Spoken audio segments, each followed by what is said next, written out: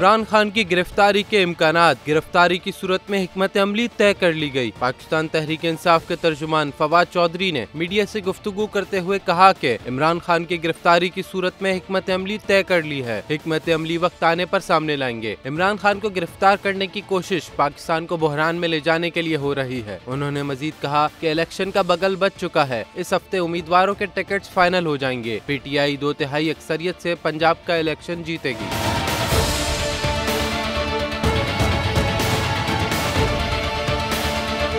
वाज़ेह रहे कि पाकिस्तान तहरीक इंसाफ ने पार्टी चेयरमैन इमरान खान की गिरफ्तारी की सूरत में जेल भरो तहरीक दोबारा शुरू करने का इंदिया भी दे दिया है। इस हवाले से तहरीक इंसाफ की जेल भरो तहरीक के फोकल पर्सन और सेनेटर एजाज चौधरी ने कहा कि इमरान खान को गिरफ्तार किया गया तो जेल भरो तहरीक दोबारा शुरू हो सकती है। ट्विटर पर अपने पैगाम में एजाज चौधरी का कहना था कि हमारे कारकुनान पुरजोश और बेखौफ है, राना सनाउल्लाह को नाको चने चबवा देंगे।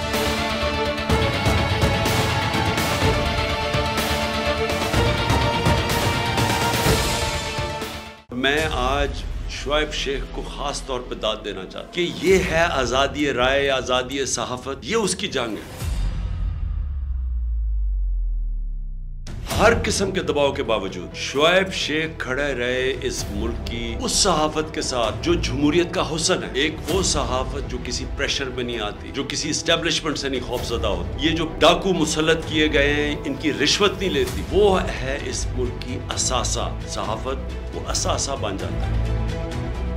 सिर्फ शुएब शेख को आज जेल में इसलिए डाला है कि उसको ये कहा गया था कि इमरान खान और PTI की कवरेज ना करें। मैं पाकिस्तानियों की तरफ से शुएब शेख आपको और बोल चालू कहता हूँ, हम आपके साथ खड़े हैं और इंशाल्लाह आप सब्र करें। ये जो अंधेरी रात है ये ज्यादा तैयार नहीं है। मुझे नजर आ रहा है कि इंशाल्लाह अच्छा वक्त आने वाला है। सब्सक्राइब करें और बेल दबाएं ताकि कोई खबर रह न जाए।